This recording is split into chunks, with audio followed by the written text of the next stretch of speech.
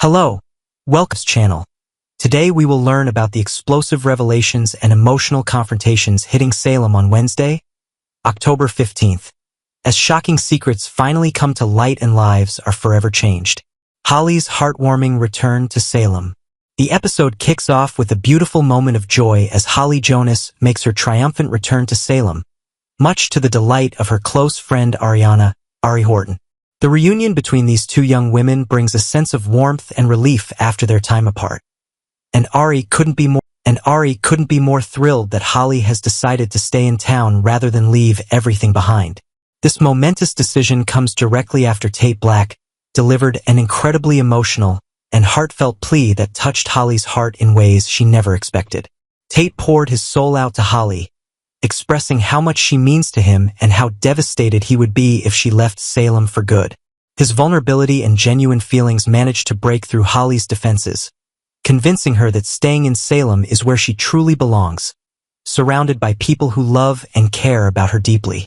The emotional intensity of Tate's plea demonstrated just how much he values their relationship and how far he's willing to go to keep Holly in his life. Sophia's devastating confession rocks Salem. Meanwhile, in what promises to be one of the most dramatic scenes of the episode, Sophia Choi finds herself in an increasingly desperate situation that forces her to finally come clean about the web of lies she's been spinning.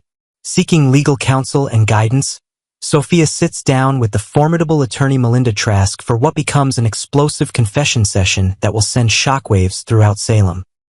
With her world crumbling around her and the truth threatening to expose her at every turn, Sophia makes the difficult decision to reveal two devastating pieces of information that she's been desperately trying to keep hidden.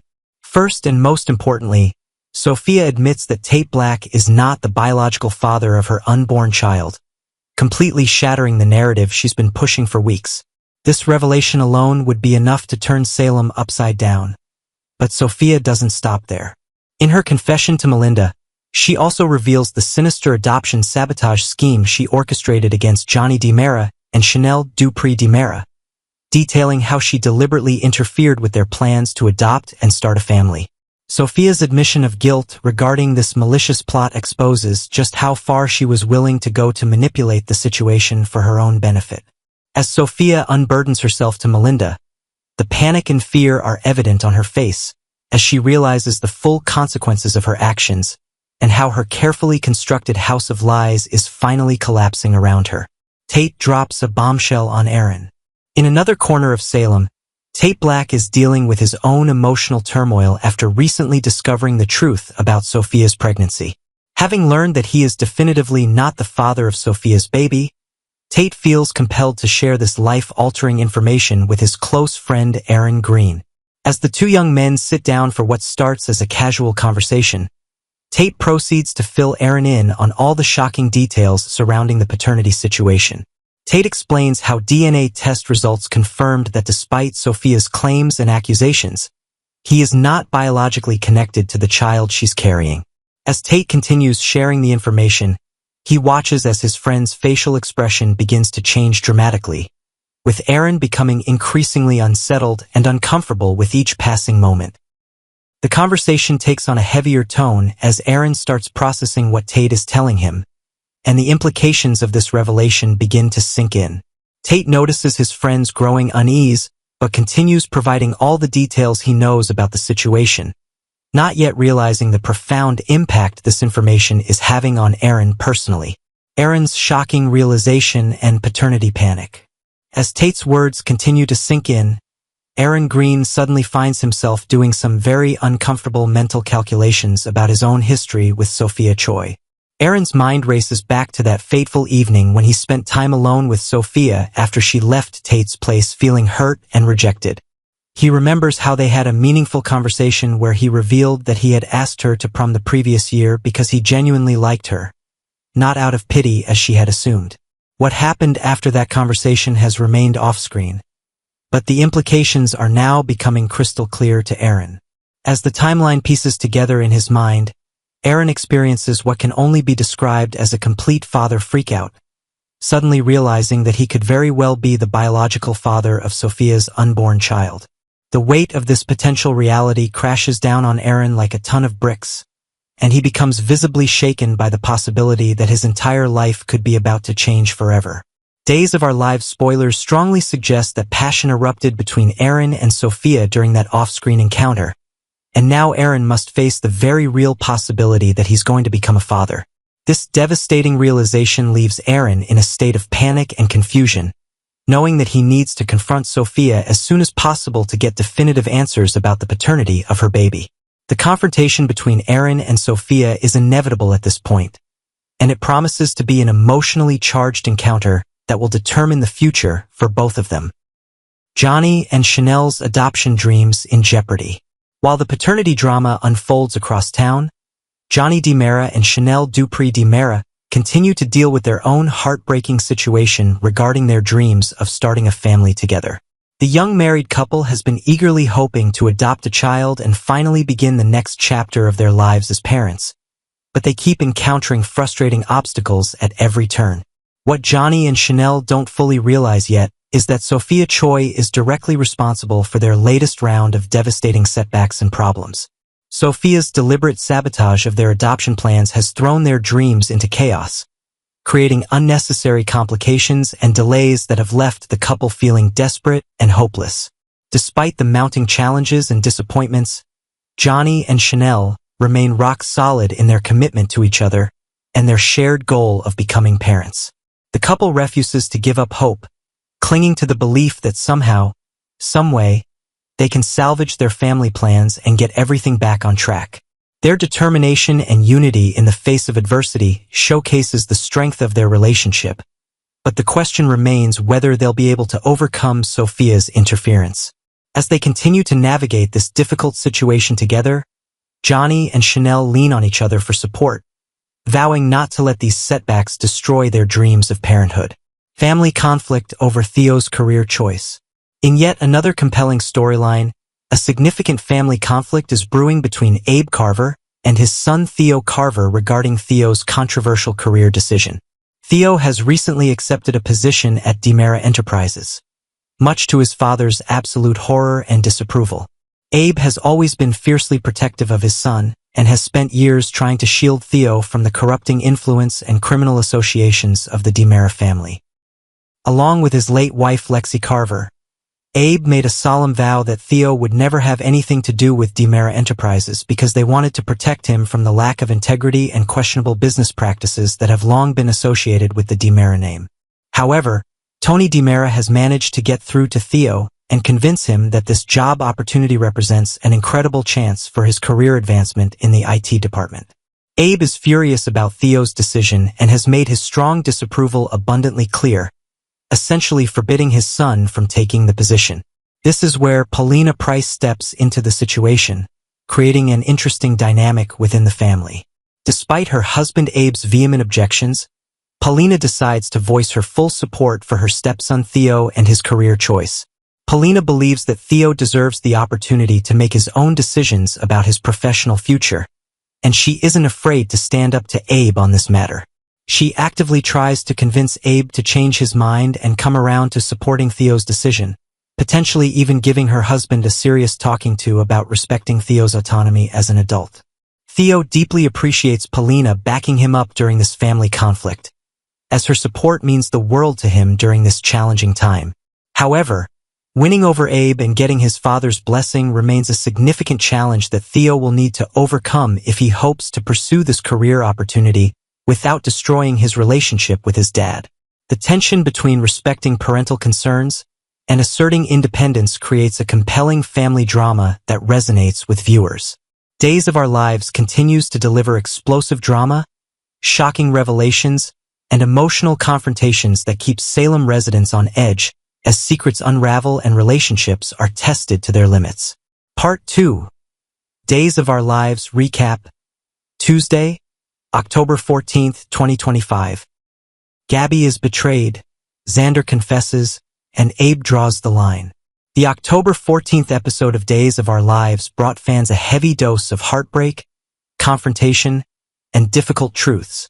From the elegant halls of the DiMera mansion to the cozy corners of the Brady pub, emotions ran high as characters faced betrayal, guilt, and the painful reality that not all wounds heal with time. It was a day of reckonings, personal, professional, and deeply emotional, that will leave ripples throughout Salem for weeks to come. Gabi's world crumbles. Tony's betrayal and Theo's rise. The day began with tension hanging thick in the air at the DiMera mansion. The grand living room, usually a symbol of wealth and power, had become the stage for one of the most shocking betrayals in recent memory. Gabi Hernandez stood in the center of the room, arms tightly crossed, her jaw clenched, her eyes flashing with fury. Across from her, Tony DiMera stood with his trademark composure. Calm, collected, and perhaps a little too confident for a man about to break her heart. Beside him stood Theo Carver, looking proud yet uneasy, as if he understood that what was happening was both an opportunity and a betrayal. Gabi's voice trembled with anger. "You can't be serious," she snapped, glaring first at Tony and then at Theo. "After everything I've done for this company? After everything I've built?" Tony, with that measured DiMera calm, gestured toward Theo. "You've been invaluable, Gabi," he began smoothly. "But the board believes that new leadership is necessary to take DiMera Enterprises in a different direction." Gabi laughed bitterly. "A different direction? You mean his direction?" She jabbed a finger toward Theo. "Lexi's son, Abe's son, working for the very family his father spent his life warning him about? Is that the direction you're talking about, Tony?" Theo shifted uncomfortably but didn't back down. "I'm ready for this," he said firmly. "I've earned it." The air grew electric. Viewers could almost feel Gabi's pulse pounding as she realized what was happening. She was being pushed out, replaced not by an enemy from outside, but by someone who had been quietly waiting for his moment within. Tony tried to maintain civility, but Gabi wasn't having it. "You've been planning this, haven't you?" she accused. "All that talk about partnership and vision. It was all just a cover so you could pull the rug out from under me." Tony's expression softened, but his words were firm. "Sometimes business decisions aren't personal, Gabi." Gabi stepped closer, her voice low and trembling with rage. "They're always personal when they're DiMeras." As she stormed out, the camera lingered on her face, tears of fury welling in her eyes. For Gabi, betrayal wasn't just about losing a job. It was about losing dignity, respect, and the sense of belonging she had fought so hard to earn in a family that never truly accepted her. Abe and Theo, father and son, collide. Meanwhile, across town, Abe Carver was struggling to contain his anger after learning of Theo's shocking decision to join DiMera Enterprises. For years, Abe had worked tirelessly to keep his son far from the darkness of that family. The manipulations, the schemes, the moral compromises that always seemed to accompany their power. When Theo arrived at his father's home, he was met not with congratulations but with a look of deep disappointment. "You went behind my back, Theo," Abe said, his voice calm but strained. "After everything I've told you about them, about what they do, about what they stand for, and you still went to work for them?" Theo tried to reason with him. "Dad, it's not like that. Tony believes in me. He thinks I can bring a new perspective to DiMera." Abe's response was sharp. "Tony believes in one thing, power.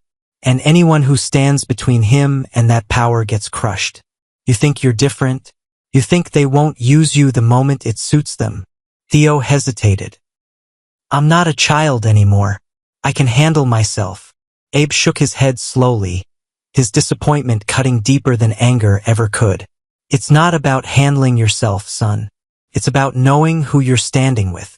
It was one of those moments that Days fans know so well. A clash between generations, between idealism and experience, between a father's protective instincts and a son's determination to stand on his own. As Theo walked away, Abe's face softened into sorrow. He knew he couldn't stop his son from making mistakes, but he could only pray that when the fall came, it wouldn't be too hard to recover from. Marlena, Belle, EJ, and Susan. Secrets, health scares, and hope. Elsewhere at the Brady pub, life took on a quieter but no less dramatic tone. EJ sat at his table with Marlena, his mind heavy with unanswered questions. "Do you think Rachel will ever remember what really happened during the shooting?" he asked, the worry clear in his voice. Marlena's expression was thoughtful, distant. It's hard to tell, she said softly. Sometimes trauma buries memories so deeply that, before she could finish, Belle walked in. Marlena immediately fell silent, her professional composure slipping into the practiced calm of a mother trying to hide something. Susan, as always, chose the worst possible moment to interject. Well, look who's here, Susan exclaimed brightly. And might I say, Marlena, you're looking so much better since that blackout spell you had. Why? I thought you were a goner for a second there. Belle froze mid-step. What blackout spell?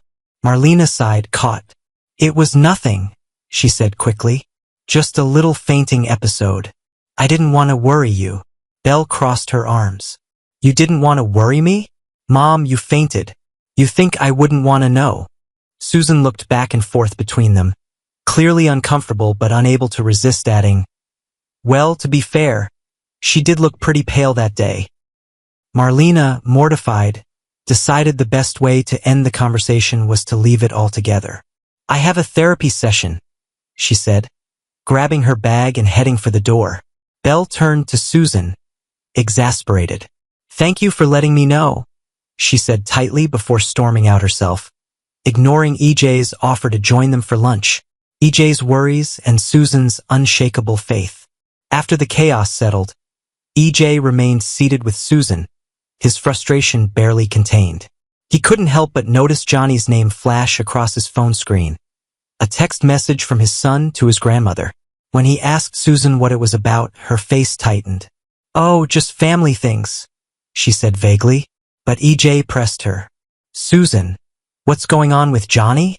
Susan fidgeted, eyes darting around. Well, there's been a little hiccup with that adoption he and Chanel were working on. EJ's expression darkened. What kind of hiccup? Susan gave a small, apologetic smile. The kind that'll work itself out eventually. You just have to have faith, Elvis Jr. One day, you and your son will patch things up. I can feel it. EJ leaned back, clearly unconvinced, but her words hung in the air like a faint prayer. In a town where betrayal, illness, and heartbreak ruled the day, faith, even the quirky, overconfident faith of Susan Banks, was perhaps the only thing keeping some of Salem's hearts from breaking completely. Xander and Sarah begin therapy, and the truth hurts. Meanwhile, across town, another couple was taking a fragile step toward healing. In a softly lit therapist's office, Xander sat across from Sarah Horton, fidgeting with his hands. Their relationship had been through every trial imaginable. Lies, violence, betrayals, and now, they were finally facing the truth together. When the therapist asked why he had agreed to come, Xander hesitated.